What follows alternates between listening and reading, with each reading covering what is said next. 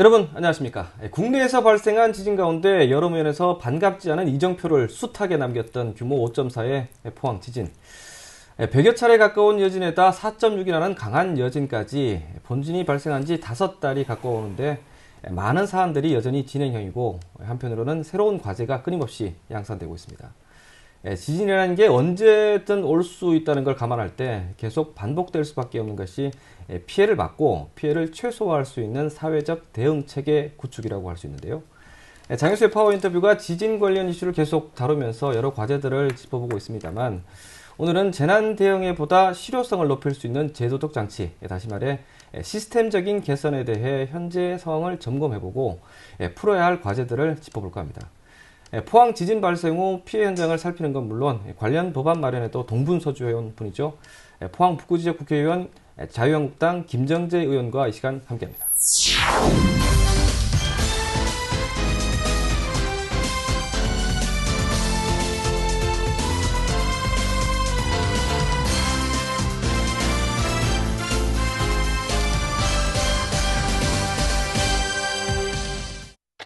네, 의원님 안녕하십니까? 네, 안녕하세요. 반갑습니다. 반갑습니다. 네. 네.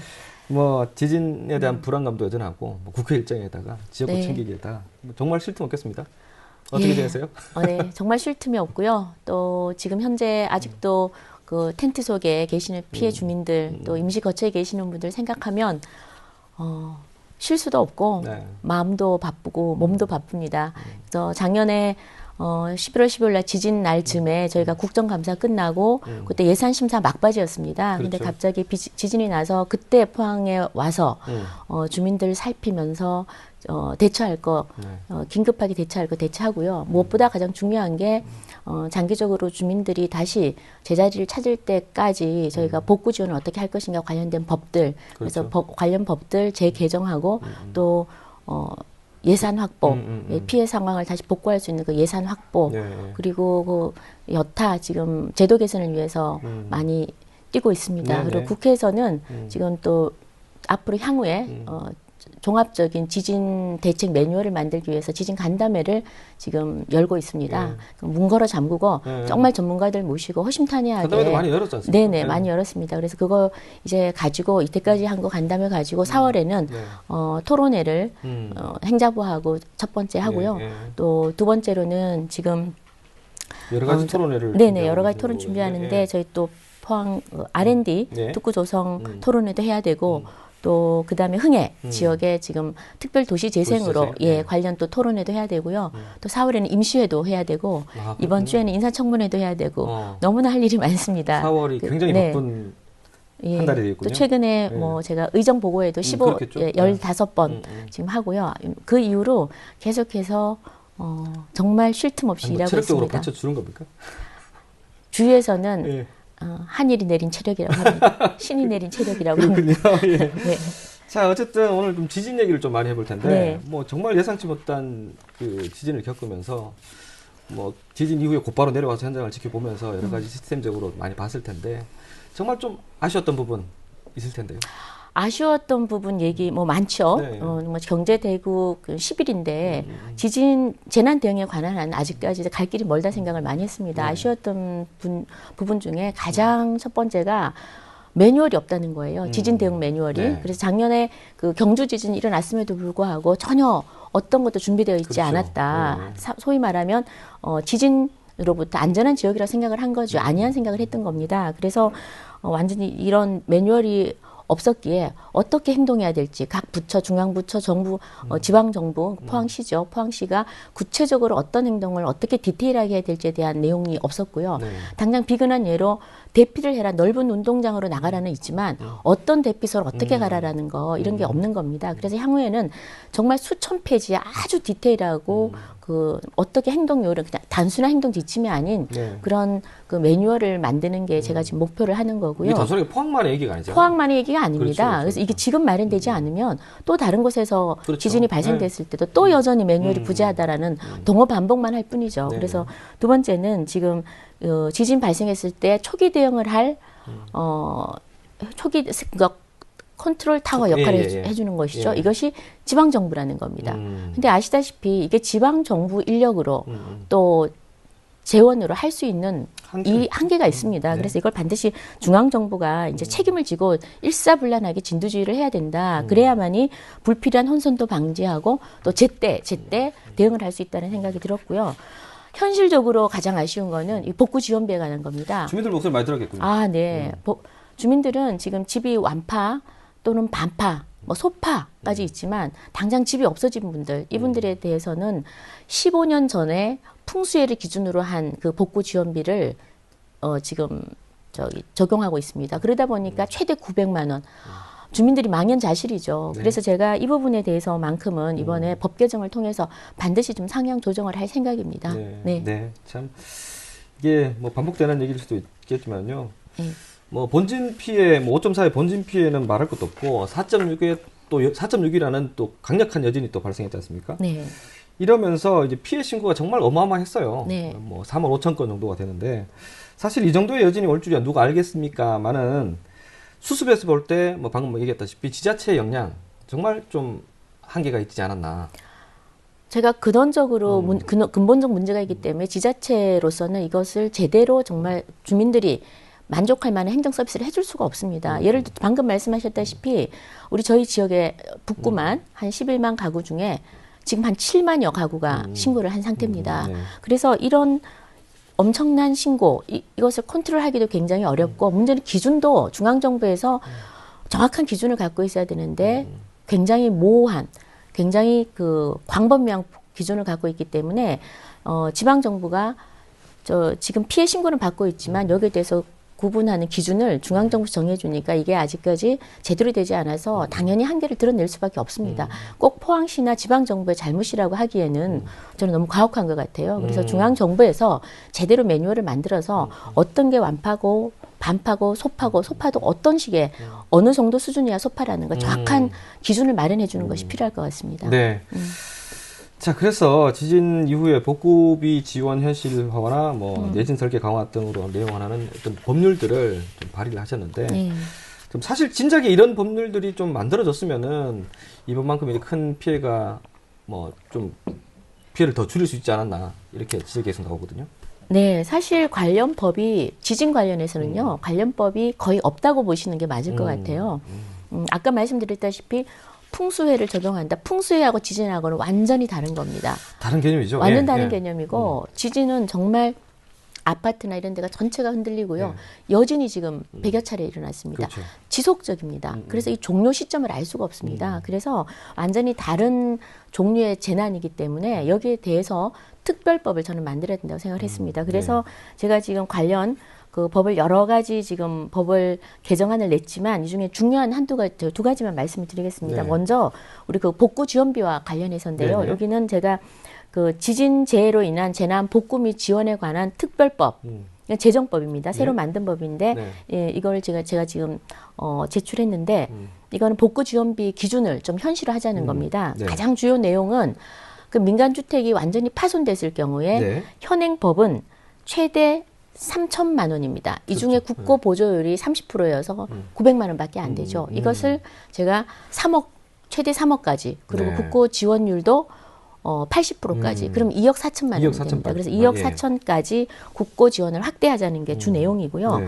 그 이외에도 민간 주택 이외에도 뭐 상업시설이라든지 어린이집이라든지 사설 어린이집이죠. 많습니다. 이런 데 대해서는 앞으로 정책 보험으로 좀 커버를 하자. 그래서 정책 보험을 국가가 좀 지원을 할 수 있도록. 그래서 네. 국가가 50% 그 정책 보험료를 지원할 수 있는 그런 내용도 담았고요. 네. 그다음에 우리 지금 특별 재난 지역에 네. 개축 수리하는 건축물에 대해서는 인허가 절차를 간소화하자. 이것도 중요합니다. 좀더 쉽게 하자. 네네, 쉽게 네. 하자는 거고. 그다음 내진 보강 등 그 노후주택 개량화할 때도 국가가 지원을 할 수 있도록 했고요. 네. 무엇보다도 이 지진이 일어나면 경제가 엉망이 됩니다. 그렇죠. 그래서 저희 같이 도농복합지대는 농어업민이라든지 아니면 소상공인 경영 활동을 지원할 수 있도록 국가가 지원할 수 있는 내용을 담았고요. 네. 그 다음은 소위 도시재생법이라는 겁니다. 네. 그 도시재생 활성화 및 지원에 관한 특별 법인데요. 네. 제가 개정 법률안을 제출했습니다. 이건 어떤 거냐면 이제 지금 우리 포항처럼 대규모 지진이 발생해서 특별 재난 지역으로 선정된다. 이럴 네네. 때는 과거로의 단순 복구가 아니라 완전히 새로운 도시로 한층 더 업그레이드된 도시로 만들자는 겁니다. 네. 그래서 그냥 재생 지역이 아니라 특별 도시 재생 지역으로 선정해 달라. 네. 그래서 거기에 확실하게 좀 국가 지원을 해달라라는 게 주 내용인데요. 네. 지금까지는 조금 전 말씀드렸다시피 과거에는 그냥 긴급 복구하는 수준입니다. 그렇죠. 복구 수준인데 네. 이거는 그걸 뛰어넘는 거죠. 도시를 새로 만든다는 근데 소리를 거죠. 만든다는 겁니다. 그래서 그 주요 내용은 우리 흥해 지역을 특별 재생 지역으로 지정하고 예, 거기에 그 안에 새로 짓는 건물들의 건폐율이나 네. 용적률이나 높이 같은 기준들을 대폭 완화하는 겁니다.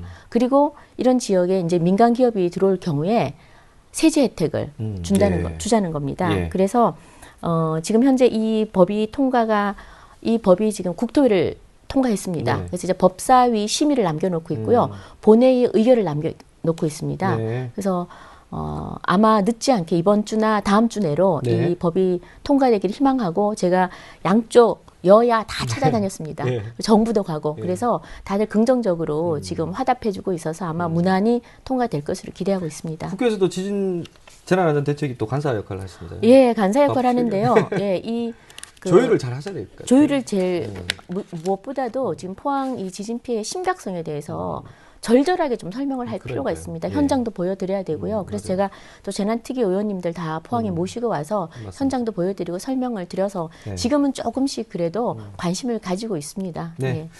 자, 뭐 지진 발생 이후에 우리나라 지진 대응 체계에 대해서 굉장히 공부를 좀 많이 하셨는 것 같은데 사실은 우리가 이제 복구비는 뭐 단기적일 수 있지만 내진 설계, 내진율 이런 부분들은 아직 우리나라가 좀 갈 길이 굉장히 멀다 이런 지적도 계속 나오고 있는데 어떻게 보셨습니까? 뭐 갈 길이 한참 멉니다. 한참 먼데 이제 또 반대로 생각하면 지진을 오랫동안 지속적으로 겪은 일본이나 이런 데 비해서는 이제 저희는 이제 걸음마 단계라고 보는데요. 그렇죠, 네. 저희가 또 한번 한다면 하는 국민이고 그러니까 지금부터라도 철저하게 준비를 하면 될 것 같습니다. 지금 상황을 좀 말씀드리면 네. 지금 현행법은 그 주요 시설물이나 공공 건물에 대해서만 내진 설계를 의무화하고 있습니다. 네. 그래서 작년 7월에 7월 기준으로 전국 내진율을 보면은요, 이 동 기준, 건물 한 동 한 동 네네. 기준으로는 한 20% 정도에 예, 20%. 돼 있고요. 네. 연 면적으로 보면 62%가 내진이 돼 있다고 합니다. 네. 그런데 왜 이렇게 차이가 나느냐?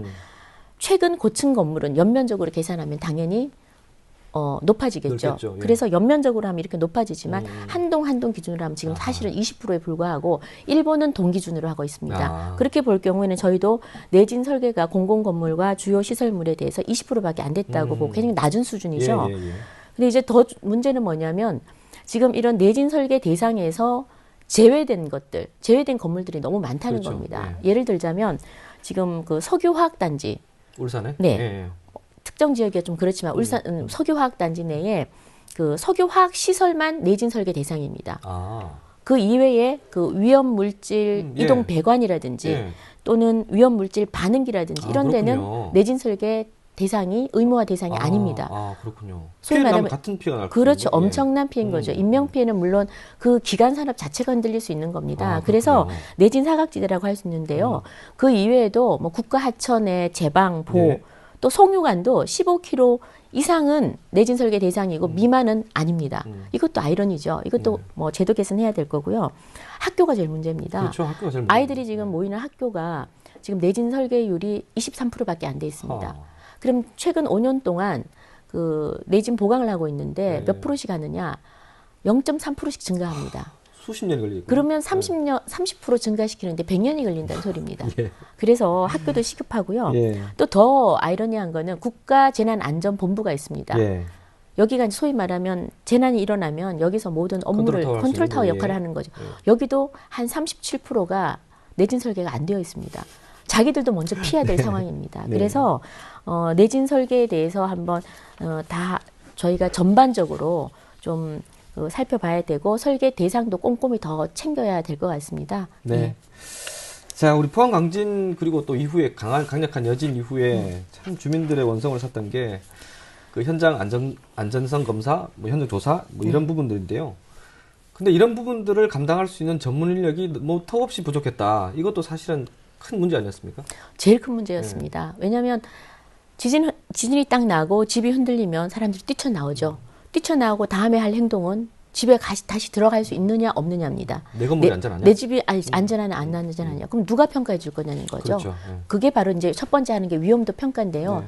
이게 이제 전문가들이 이제 평가를 해야 됩니다. 그래서 구조 기술자라는 분들이 계신데 네. 지금 현재는 이거를 다 지방이 지금 현행법상은 이게 지금 지자체가 구성한 위험도 평가단이 하게 돼 있습니다. 네, 네. 그런데 전체적으로 전국적으로 조사를 해보니까 이번에 그 위험도 평가단을 구성해 둔 데가요 46%밖에 안 됩니다. 그다음 우리 경북도 34%밖에 안 되고 네. 그럼 포항은 어땠느냐? 포항도 막상 주민들이 우리 집 위험한지 안 한지 평가해 주세요 하니까 평가할 사람이 없는 겁니다. 그래서 급조해서 바로 모은 게 8명밖에 안 됐습니다. 대상은 2,300건이고. 그렇죠. 그래서 중앙정부에 바로 첫날 바로 요청을 했죠. 요청을 해서 사람들이 전국에서 모이는 데만 5일이 걸렸어요. 그래서 한 1,800여, 1,900여 명이 모였는데요. 네. 이 말은 다시 말하면 무슨 말이냐. 처음부터 한 2,000여 명이 준비되어 있어야 된다는 그렇죠. 겁니다. 네. 이걸 할 수 있는 데는 상시적으로? 이걸 할 수 있는 데는 중앙정부뿐이라는 거죠.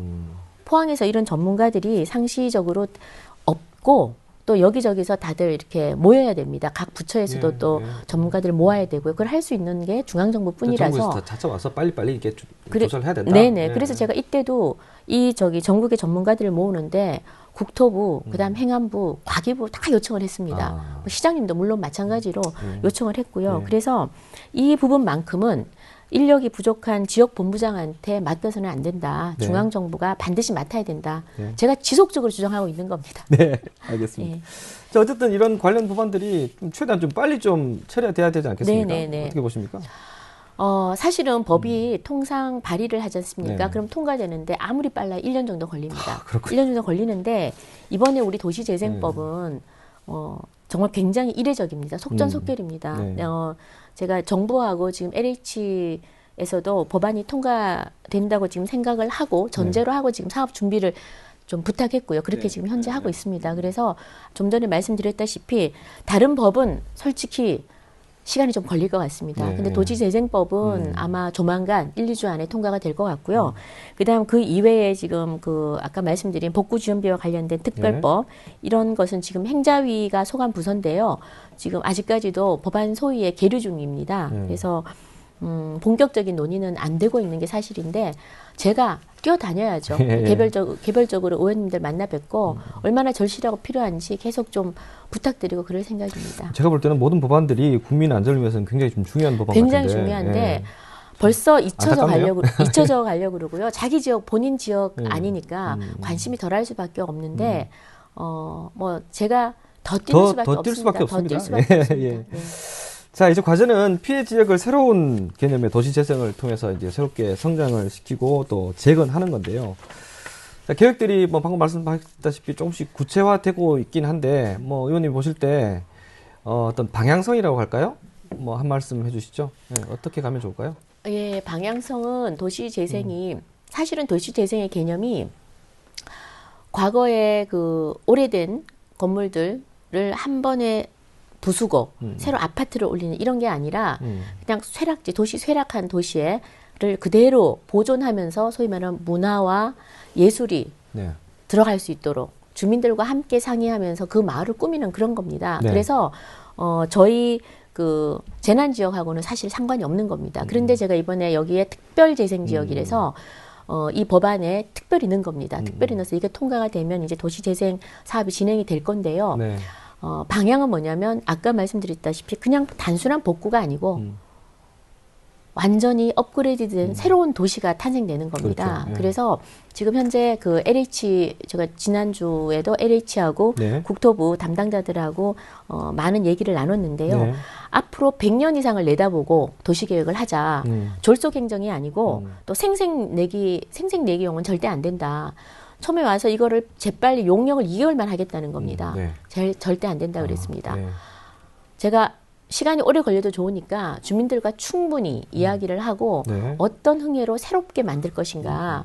그래서 심지어는 지진이 났다는 이 자체 이 지역도요. 이것도 스토리텔링이 될 수 있습니다.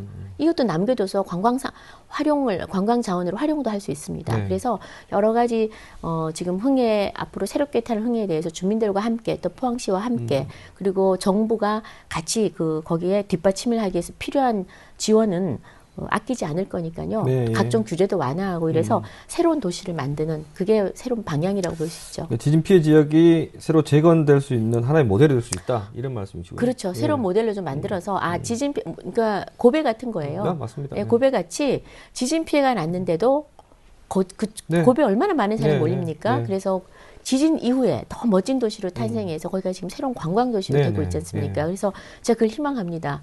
예, 더 네. 멋진 포항으로. 예. 그렇게 노력해야 되겠죠. 네, 네. 예. 자, 그리고 논란이 되고 있는 지열발전소 포항 강진과의 또 연관성을 따지기 위한 어떤 조사가 일단 시작됐는데요. 연관성이 있냐 없냐에 대해서 논할 건 아니지만은 자, 논란이 큽니다. 그래서 시민들은 이런 조사 과정도 시민들이 좀 알아야 되는 거 아니냐 이렇게 말씀하고 있거든요. 당연하죠. 예. 예, 당연하다고 봅니다. 이 지금 지열발전소가 문제가 딱 되자마자 바로 선자부에 얘기를 해서 바로 중단을 시켰습니다. 네. 그리고 빨리 조사단을 좀 꾸려라. 그런데 사실 전 세계에서 해외 연구진들과 네네. 같이 모아야 되기 때문에 좀 시일이 걸렸습니다. 네네. 그래서 일단 조사단이 이제 출범이 됐는데요. 국내외 이제 전문가들 네. 해서 한 25명으로 출범이 됐고 올해 예산이 25억입니다. 네. 그래서 한 1년 동안 조사를 하는데 소위 지열발전소와 이번 지진과의 관련성이 있느냐 없느냐를 조사를 하는데요. 저는 사실 1년이 짧다고 생각을 합니다. 네. 예, 1년이 짧다고. 왜냐하면 스위스 바젤 같은 경우는 3년 동안 조사를 했거든요. 철저하게 해야죠. 철저하게 해야 된다는 시간이라는 거죠. 건 그렇게 중요한 게 예. 아니고. 예. 그게 중요한 게 아니고 철저하게 해야 된다는 거고 주민들도 다 아시다시피 불과 그 지열발전소와 주민들 사는 데가 1km가 안 됩니다. 그럼요. 예. 이 경악할 일이죠. 그래서 이 부분만큼은 저희가 철저히 조사를 해야 되고 그다음에 이 철저히 조사할 때 가장 중요한 게 공정성과 투명성입니다. 투명성이라는 건 결국 주민들한테 공개를 해야 된다는 그럼요. 거죠. 예, 주민 예. 설명도 해야 되고 예. 주민 공개도 해야 되고 그래서 그걸 요청을 했고 기꺼이 그렇게 하겠다고 했습니다. 그럼에도 불구하고 저희가 포항시에서 지금 이번에 새로운 또 공동 연구단을 발족을 4월 2일 날 합니다. 자체 연구단. 예. 그래서 저도 그날 발족할 때 참석할 건데요. 네네.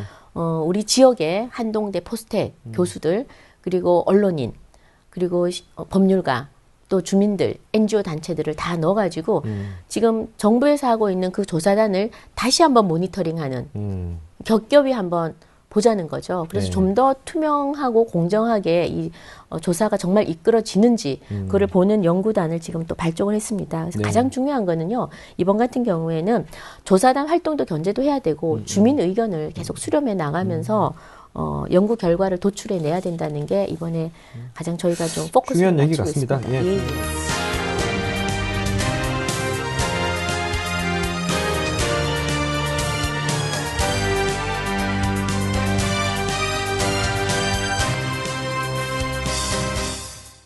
지역 현안 얘기도 좀 해보죠.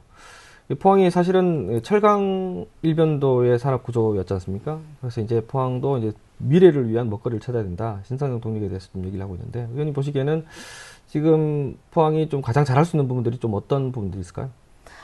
포항이 신성장 산업 당연히 찾아야 되고요. 네. 그다음에 그게 바로 미래 먹거리 일자리하고 연결이 되는 겁니다. 그렇죠. 예. 근데 포항은 무궁무진한 잠재력이 있는 도시입니다. 네. 대한민국의 한국에서 실리콘밸리가 될 수 있는 도시가 두 개 있습니다. 대전과 포항입니다. 아, 그렇죠. 포항은 지난 10수년 동안 엄청난 R&D 예산을 투자했습니다. 네. 수십조 원을 투자를 했습니다. 그리고 포항에는 엄청난 연구소들이 많습니다. 네, 우리 네. 그리고 인력이 있고요. 포스텍 한동대기 인력이 네, 있죠.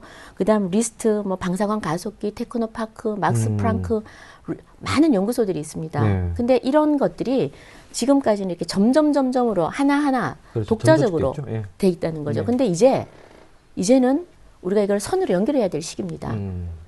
연결하고 그러니까 소위 융합하고. 말하면 양질의 전환을 가져와야 되는 거죠. 이 양이 축적이 됐으면 이제 질적 변화를 가져와야 되는데요.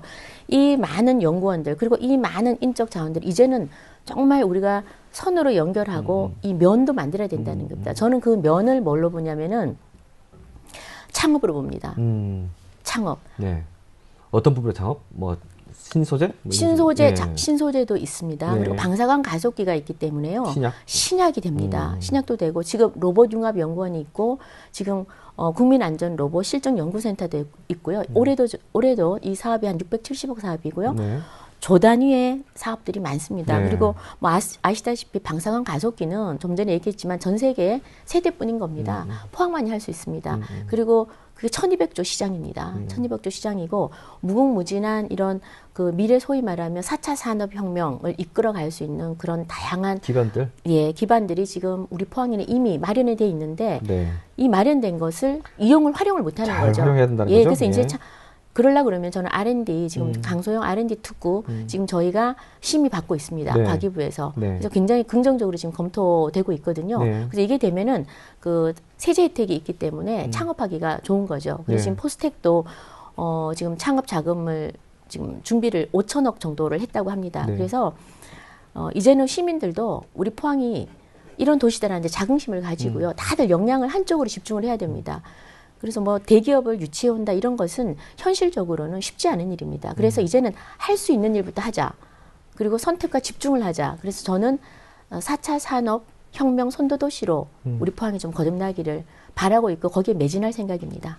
뭐 방금 말씀하셨다시피 이런 부분들이 도시 미래를 위한 어떤 도시의 핵심 소프트웨어라고 얘기한다면 예. 이 하드웨어도 이제 갖춰져야 될 거 아닙니까? 네네. 뭐 교통망이나 뭐 SOC 사업이나 이런 것들도 필요할 텐데 아유, 뭐 당연하죠. 잘 돼가고 있죠? 네, 당연하죠. 가장 기본이죠. 사람 사는데 의식주가 필요하듯이 그럼요. 경제 발전을 하려고 그러면은 이 SOC는 기본입니다. 네. 뭐 도로, 철도 뭐 다 기본인데요.